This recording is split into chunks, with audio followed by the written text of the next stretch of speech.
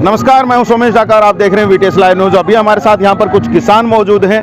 कल के लिए काफ़ी सारी रूपरेखाएं तैयार की गई हैं, जैसे कि संयुक्त किसान मोर्चा की तरफ से एक आह्वान किया गया था कि 6 तारीख को जितने भी हाईवे हैं उनको जाम किया जाएगा। तो यहां पर हमारे साथ यहाँ मौजूद हैं कन्नियों के प्रधान हैं सांगवान खाप की तरफ से हमारे साथ। इनसे हम जानते हैं कि क्या कुछ चीज़ें की जा रही हैं, क्या कुछ आप लोगों को जो है अब जिम्मेदारियाँ दी गई हैं, कैसे कल का प्रोग्राम किया गया? कल सांगवान खाप कन्नी की 13 का प्रधान हूँ।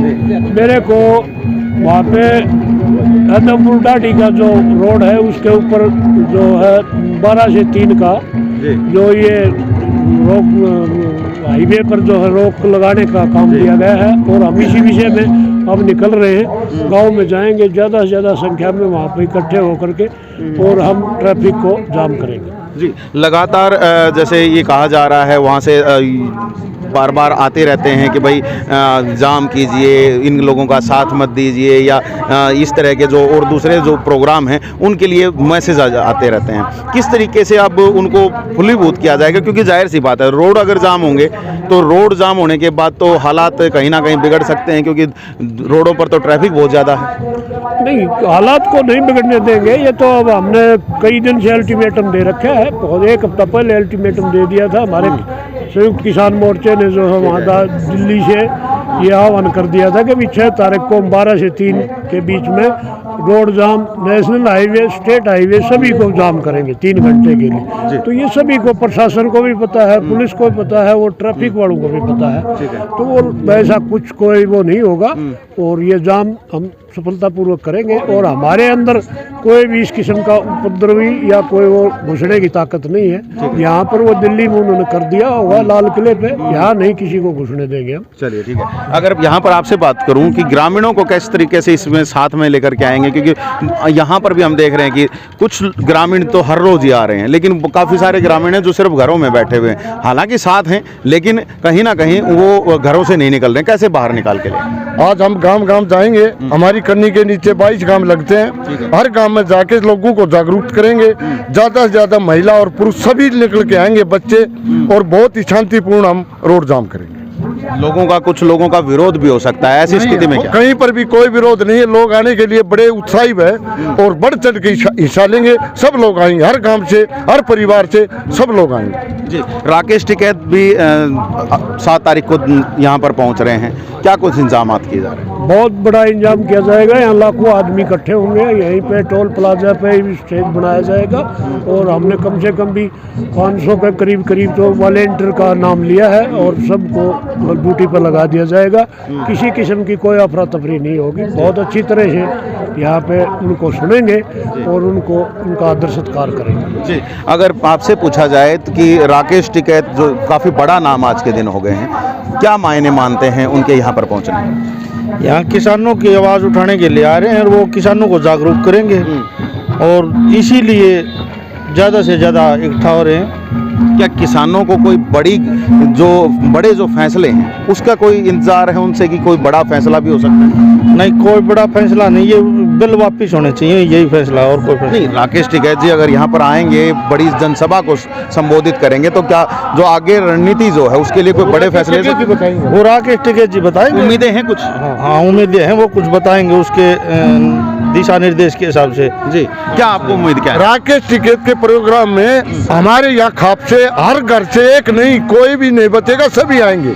और राकेश टिकैत से हमारे को इतनी उम्मीद है वो कोई नई घोषणा करेंगे, उसका अमली जामा हम पहनाएंगे। चलिए, तो अमली जामा पहनाने की बात हो रही है। हमारे साथ कुछ बुजुर्ग और भी हैं। जी, क्या कुछ किया जा रहा है? जैसे बड़ा एक जो रैली के तौर पर ये प्रोग्राम किया जा रहा है, लाखों लोगों के आने की बात की जा रही है, इंतजामात हो पाएंगे? क्योंकि समय बहुत कम है। देखो जी, लाखों लोग तो इसलिए आएंगे कि पूरा 36 बरादरी का समाज संदेशा मिलने की डील है।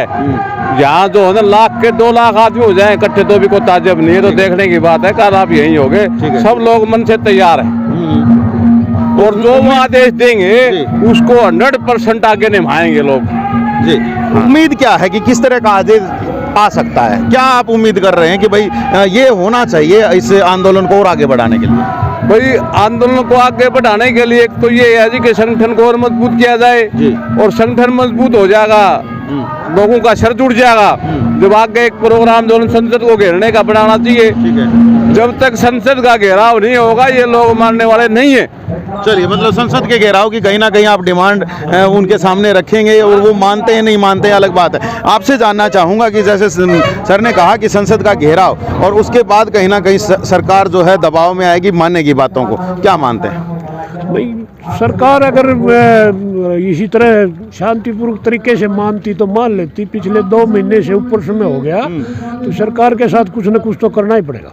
ठीक है, दिल्ली में वापस अगर इस तरीके से जाया गया तो, और जैसे पहले 26 जनवरी को जो घटनाएं हुई, कुछ उपद्रवियों ने रूल्स को तोड़ करके जो रूट दिया था उसको तोड़ करके और अलग से लाल किला तक पहुंच गए, ऐसी स्थिति दोबारा बन जाती है फिर क्या? ऐसी स्थिति तो नहीं बन सकती, क्योंकि उस टाइम में तो हमें इस बात का पता नहीं था कि सरकार हमारे साथ ये खेल भी खेलेगी। ठीक है। ये तो सरकार की मिली भगत थी। हमारे किसान भाइयों ने कोई ये ट्रैक्टर वगैरह ये इस तरह की बातें नहीं करी, नहीं ने कोई प्रोग्राम था लाल किले पे जाने का, और ना ही जा सकते, क्योंकि 26 जनवरी के दिन लाल किले पे परिंदा भी पर नहीं मार सकता, तो वहाँ इतने ट्रैक्टर गए कैसे? सरकार की सह के बगैर जा सकते हैं, ये प्रशासन की सह के बगैर जा सकता है?